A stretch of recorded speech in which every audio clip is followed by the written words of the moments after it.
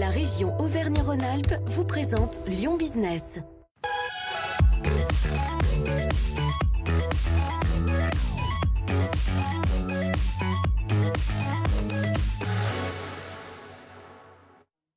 Lyon Business, votre rendez-vous chaque mardi sur BFM Lyon. Soyez les bienvenus. Lyon Business en partenariat avec le journal des entreprises représenté par Audrey Henrion. Bonsoir Audrey. Bonsoir Elodie. Notre invité cette semaine, c'est Julien Lahaye, directeur de la mission Lyon Vallée de la Chimie.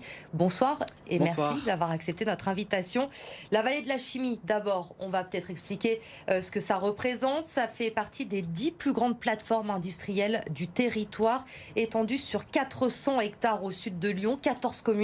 Au total, elle accueille 500 entreprises, environ 10 000 emplois directs répartis dans les filières chimie, énergie, environnement.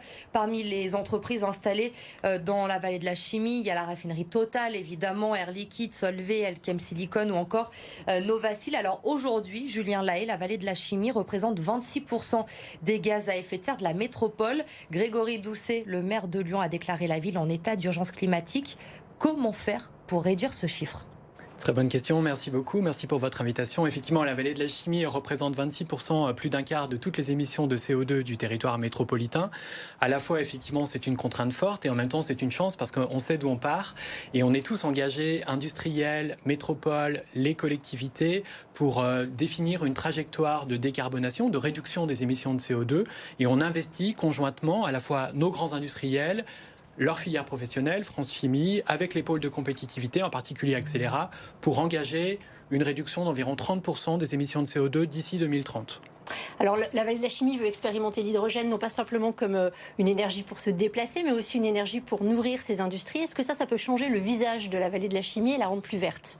Effectivement, l'hydrogène, c'est une très grosse part des consommations énergétiques de nos industriels. On consomme à peu près 50 tonnes d'hydrogène par jour, c'est considérable. Et effectivement, cet hydrogène, aujourd'hui, il est produit à partir d'énergies fossiles, non renouvelables. L'enjeu pour nous, c'est effectivement de trouver des solutions, là aussi, de production d'hydrogène vert, avec l'installation sur le territoire de projets d'électrolyseurs, qui, à partir notamment des énergies renouvelables, en particulier le barrage de Pierre-Bénite, permettront demain de transformer l'hydrogène fossile en hydrogène décarboné. Et effectivement, cela va permettre effectivement de réduire d'environ 5% les émissions de CO2 du territoire uniquement sur le volet hydrogène.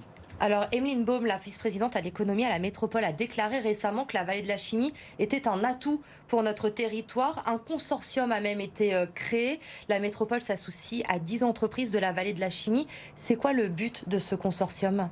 Alors effectivement, la métropole de Lyon sur la vallée de la chimie, elle a eu l'habitude depuis le départ, depuis les années 2010, de travailler en partenariat avec l'ensemble de l'écosystème public et privé. Et pour développer effectivement les différents projets, on a l'habitude de créer des consortiums qui réunissent les industriels concernés par les projets et aussi toutes les collectivités et les partenaires de la métropole. En l'occurrence, sur le volet hydrogène, on a souhaité s'allier les collectivités, les industriels à la fois producteurs et consommateurs pour construire ensemble un écosystème complet et maximiser quelque part nos chances de réussite dans ce projet d'ampleur pour effectivement transformer l'image de la vallée de la chimie. Alors on parle d'urgence climatique, on parle de décarbonation. Est-ce que c'est compatible avec l'arrivée prochainement de nouvelles industries ? Je pense à Symbio qui doit s'installer prochainement ainsi que Safran. Alors effectivement, on a à cœur d'élargir quelque part l'écosystème de cette vallée de la chimie qui historiquement concernait principalement des entreprises dépendantes du pétrole, ou en tout cas des énergies fossiles. Et depuis 2014, on a implanté une trentaine de nouveaux projets industriels. C'est plus de 1000 nouveaux emplois productifs. Et on a à cœur que ces nouveaux projets s'inscrivent effectivement dans une chaîne de valeur plus large, autour notamment effectivement des nouvelles énergies, des nouveaux matériaux. Effectivement, Safran construira des freins au carbone, donc effectivement une technologie nouvelle. Et puis avec Symbio qui arrivera prochainement, c'est des piles à combustible hydrogène. Et effectivement, là encore, on sort effectivement des classique industrie de la pétrochimie pour aller plutôt vers les entreprises de la chimie de spécialité, pourvoyeuses d'emplois et surtout de qualité pour le territoire. Est-ce que l'arrivée des écologistes au pouvoir a changé quelque chose pour la vallée de la chimie ? Non, en fait, le projet directeur était engagé depuis le début des années 2010, sous l'ère effectivement de Gérard Collomb. Il s'est poursuivi effectivement avec Gérard Collomb puis David Kimmelfeld. L'arrivée de Bruno Bernard et du nouvel exécutif, il y a une vraie volonté de poursuivre et même d'accélérer le projet de développement de cette plateforme industrielle en continuant à implanter, on a évoqué Symbio et Safran, des grandes entreprises dans cette trajectoire de décarbonation, mais aussi, et c'est peut-être un angle encore plus important qu'auparavant, en reconnectant cette vallée de la chimie aux territoires habités, aux communes dans lesquelles elle se déploie. Alors la métropole a fait part de sa volonté de ne plus forcément attirer de nouvelles entreprises sur son territoire. Est-ce que la vallée de la chimie, les espaces vacants sur la vallée de la chimie vont rester en friche, ou est-ce que de nouvelles entreprises vont tout de même pouvoir s'installer avec cette nouvel exécutif métropolitain? Alors en fait, on travaille sur deux sujets. Le premier, c'est on continue effectivement les implantations dans cette chaîne de valeur que j'ai expliquée, avec des nouvelles entreprises plus vertueuses pour le territoire et notamment mieux en lien avec le cadre de vie global. Donc on poursuit l'attractivité du territoire. Alors on poursuit l'attractivité. Ce qui a un petit peu changé, c'est qu'on se dit il faut déjà travailler sur l'endogène, sur les entreprises qui sont déjà là. On a la chance d'héberger beaucoup de jeunes entreprises sur le territoire, notamment dans des plateformes collaboratives, des startups, des PME, des PMI.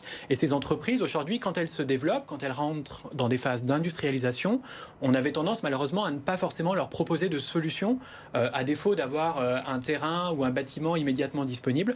Donc la commande, effectivement, aujourd'hui, c'est aussi de se concentrer sur ces entreprises endogènes, mais ça n'exclut pas, notamment pour les sujets de demain, les nouvelles énergies, la chimie de demain, de regarder aussi les entreprises qui viennent de l'extérieur et qui pourraient compléter l'offre existante et mutualiser le plus possible et faire des synergies avec les entreprises qui sont déjà là. Est-ce qu'un nouveau site va être créé pour ces entreprises endogènes? Est-ce qu'on peut parler d'une pépinière qui va s'installer dans la vallée de la chimie? Alors effectivement, la métropole de Lyon, avec les partenaires privés notamment, souhaite développer une halle industrielle pour accompagner justement ces jeunes entreprises dans leur phase de croissance et d'industrialisation. Donc c'est un projet qui verra le jour sur la commune de Saint-Fond. Dans le plan de mandat, on parle de 2023-2024 et ce sera un bâtiment d'environ 4000 m² pour accueillir ces nouvelles entreprises et celles qui sont déjà implantées sur le territoire mais qui ont des besoins de croissance.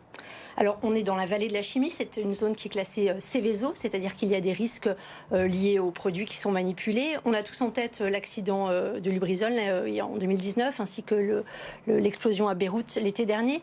Où en êtes-vous dans la protection des habitants qui se trouvent en limite de cette zone Céveso? Alors effectivement, en fait, le plan de prévention des risques technologiques de la vallée de la chimie, c'est l'un des plus grands à l'échelle française. C'est à la fois une contrainte forte pour les habitants et pour les nouvelles implantations. Et en même temps, c'est aussi un atout parce que maintenant qu'il a été validé en 2016, la réglementation est connue de toutes et de tous. Et ça, c'est très important.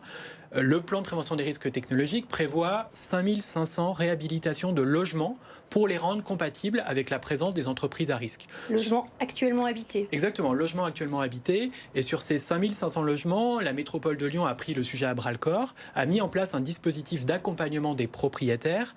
Et à l'heure, aujourd'hui, on a déjà 1000 logements qui ont été réhabilités, rendus compatibles avec les risques technologiques. C'est-à-dire ? C'est grosso modo le remplacement des menuiseries, des fenêtres, notamment l'installation de films sur les fenêtres, le remplacement des ouvertures avec des dispositifs plus sécurisés et pour près de 1000 logements, la création aussi de pièces de confinement au sein des habitations. Donc c'est des travaux assez lourds qui mobilisent par contre toutes les entreprises et les artisans du territoire. Peut-on aujourd'hui affirmer que les risques d'accident sont nuls ou presque nuls sur cette vallée de la chimie? Alors malheureusement non, malgré tout, tous nos industriels, vous en avez évoqué quelques-uns, Arkema, Chem1, Elkem, Solvay, Air Liquide, ils font tous effectivement des efforts très importants pour réduire au maximum cette question des risques technologiques. Ils continuent à investir beaucoup, plusieurs millions d'euros. Combien ? Alors voilà, plusieurs dizaines de millions d'euros, on va dire comme ça. Mais en tout cas, ils continuent et ils ont à cœur effectivement bien sûr de sécuriser leurs salariés, de sécuriser les entreprises et les habitants situés à proximité et par ailleurs de continuer aussi à investir sur la décarbonation, de faire les deux de manière commune. Si les habitants choisissent de partir de leur maison pour ne pas subir ces travaux, est-ce qu'ils peuvent être indemnisés, par exemple? Alors, c'est un petit peu complexe, mais effectivement, le plan de prévention des risques technologiques prévoit différents zonages. Et en fonction de la localisation de votre habitation, si vous êtes dans les zones d'expropriation ou de délaissement, effectivement, vous allez devoir partir ou vous pouvez partir. Il y a une indemnisation. Pour les autres zones, l'indemnisation concerne uniquement les travaux et non pas, effectivement, la revente d'un logement potentiel.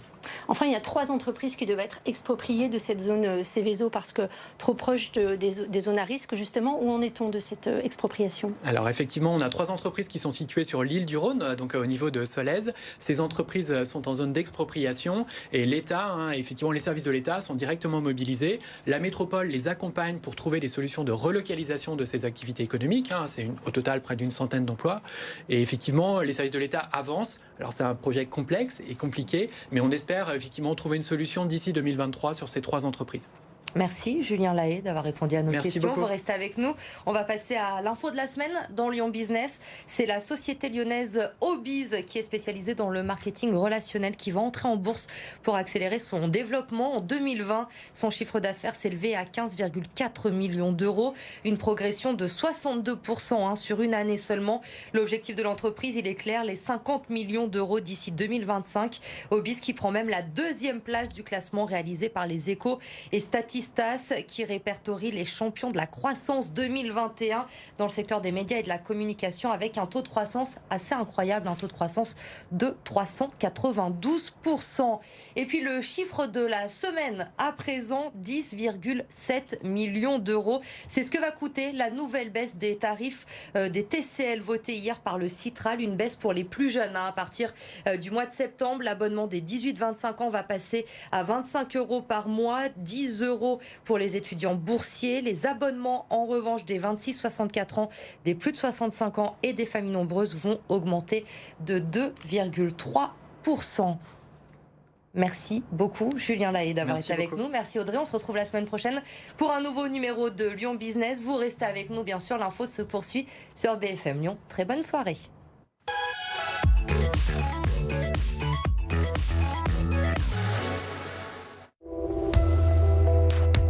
La région Auvergne-Rhône-Alpes vous a présenté Lyon Business.